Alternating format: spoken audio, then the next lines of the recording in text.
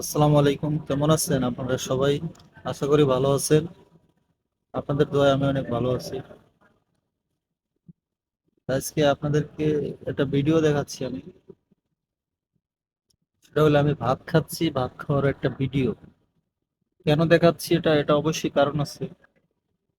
কারণ হলো আমরা এই ভাতটা আমি চাইলে বাসায় খাইতে পারতাম, কিন্তু অফিসে খাচ্ছি কেন? কারণ আমার অফিস সকাল 6টা থেকে অফিসে আসার জন্য রেডি হইতে হয়। সকাল 6টায় তারপরে আসতে হয়।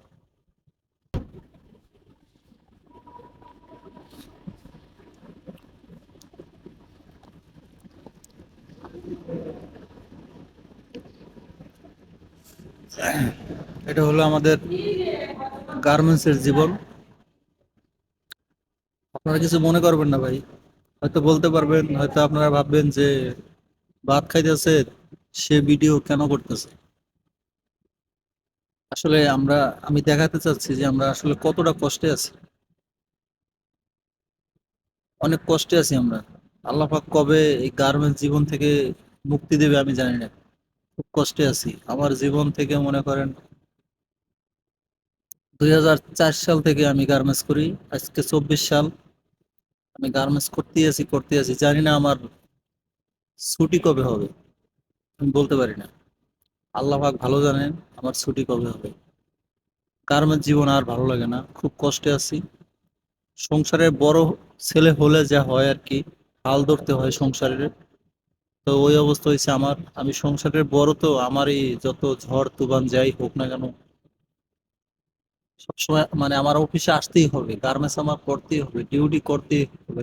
যদি ডিউটি না করি, আমার হয়তো ফ্যামিলিতে কারো মুখে ভাত যাবে না। এই আর কি, যাই হোক, দায়িত্ব নিয়ে কাজ করতে হয় আর কি। আমার সব সময় দায়িত্বটা আসলে কঠিন একটা জিনিস। এটা সবাই পালন করতে জানে না, সবাই পালন করতে পারবেও না এটা।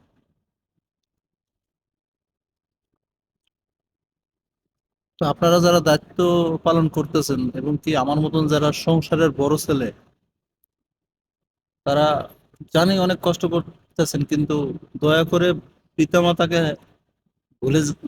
ভুলে যাবেন না। পিতামাতার কথা শুনবেন, বেশ ভালো হবে। হয়তো এখন কষ্ট করতেছি, এখন গায়ে শক্তি আছে, কষ্ট করতেছি, সমস্যা নাই।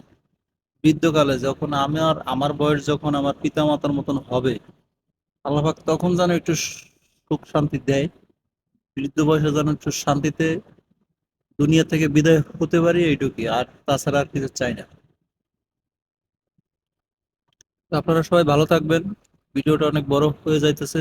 আরো অনেক কথা আছে বুকের ভিতরে জমা, কিন্তু বলবো ইনশাল্লাহ সময় হলে অবশ্যই, মানে অবশ্যই বলবো। আপনারা আপনারা শুধু আমাকে একটু সাপোর্ট করলেই ইনশাল্লাহ আমি আপনাদের সামনেই কিছু করতে চাই। আমার মতন গরিব মেহনতি মানুষের জন্য আমি কিছু করতে চাই, যদি আপনারা সাপোর্ট করেন। সবাই ভালো থাকবেন। আল্লাহ হাফেজ।